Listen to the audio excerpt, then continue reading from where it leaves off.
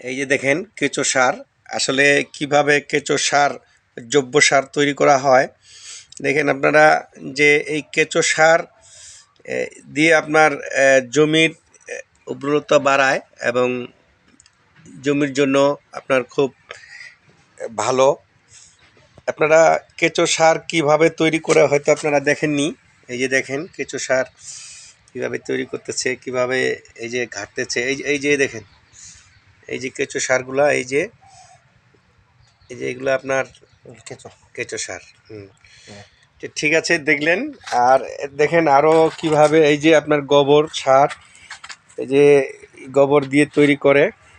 এই যে আপনার এগুলা হলো খাদ্য।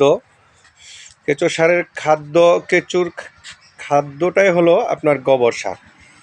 এই যে দেখেন অনেক সারের যে তৈরি করার আপনার কার্যক্রম। এই যে দেখেন একটা করে রিং দিচ্ছে, তারপরে আপনার পলিথিন দিয়ে ঢাকা দিচ্ছে। মানে কেঁচো সার কীভাবে তৈরি করে তার সরঞ্জাম দেখলেন। যারা কৃষি কাজ করেন এবং কৃষি কাজে যারা নিয়োজিত, তারা অবশ্যই জমি বাড়িতে কেঁচো সার ব্যবহার করবেন। আপনার জমির উর্বরতা বেড়ে যাবে এবং বাড়িতে বসেই আপনি আপনার জৈব সার তৈরি করতে পারবেন। এই যে আপনারা দেখতে পাচ্ছেন